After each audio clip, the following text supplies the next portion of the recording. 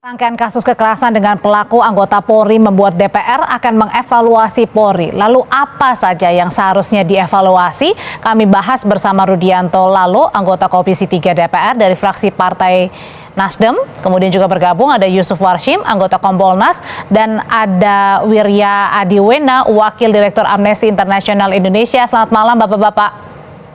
Selamat malam. Saya mau ke anggota Komisi 3 DPR terlebih dahulu, Pak Rudi. Jadi sebenarnya kalau DPR ini berencana akan mengevaluasi rentetan kasus kekerasan yang dilakukan oleh polisi, akan mulai dari mana dulu, Pak? Ya tentu kan kita berkaca dari peristiwa rentetan peristiwa dari Solo, Semarang, dan terakhir ini sebelumnya ada di Palu, penyiksaan mengakibatkan meninggalnya tahanan, lalu kemudian di Solo polisi tembak polisi, Semarang polisi tembak pelajar, yang terakhir Kalimantan Tengah ini lebih parah lagi, polisi mencuri dengan kekerasan mengakibatkan orang meninggal. Nah, rentetan peristiwa ini memang harus ada yang dievaluasi. Ya, itulah mengapa saya termasuk mengusulkan untuk kita panggil Irwasum baru, kebetulan Irwasum baru, kemudian Kabid Propam, kalau perlu kita panggil semua Propam di tingkat Polda. Tidak termasuk memanggil Kapolri?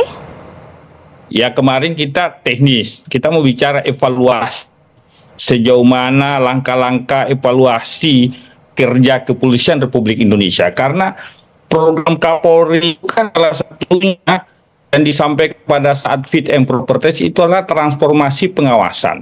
Nah sekarang ini kami melihat lemah pengawasannya, kan? Karena rentetan peristiwa yang terjadi. Ini apa sebab?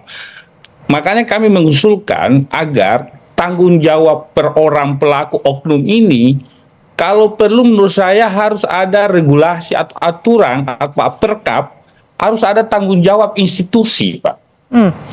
Ketika ada oknum yang melakukan peristiwa pidana seperti ini, pelanggaran berat ini, maka tanggung jawab institusinya juga harus ada. Misalkan, ya pelakunya oknum di Polres di bawah, maka ketika ada pelanggarannya, maka pimpinannya pun 2 tingkat ke atasnya harus dimintai tanggung jawab. Oke, berarti termasuk kepalanya di situ ya? Ya, supaya tujuannya adalah supaya pengawasan itu jalan. Ya, seorang Kapolres, seorang Kapolda bisa mengawasi anggotanya yang jumlahnya banyak misalkan. Kalau ini gitu, kan dalam rangka meminimalisir atau mengurangi peristiwa-peristiwa yang dilakukan oknum. Kalau gitu saya pertanyakan ke Amnesty deh, ke Mas Wirya. Mas Wirya, ini sebenarnya hanya pada oknumnya saja, pada tadi Irwasumnya harus diperiksa, atau justru sampai ke atas-atasnya semuanya, termasuk Kapolrinya yang diperiksa?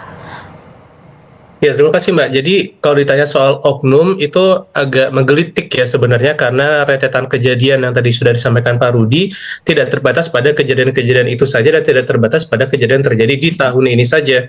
Memang kemarin kita melihat beberapa kasus mencuat dan itu menimbulkan kegelisahan di publik, tapi sejatinya kasus itu sudah ratusan kekerasan yang diduga dilakukan oleh aparat kepolisian di seluruh Indonesia sepanjang tahun ini. Dan saat kita melihat pada kasus-kasus yang terjadi pada saat demo peringatan darurat, itu kasusnya sudah luar biasa banyak sekali. Setidaknya 579 orang warga sipil menjadi korban kekerasan polisi.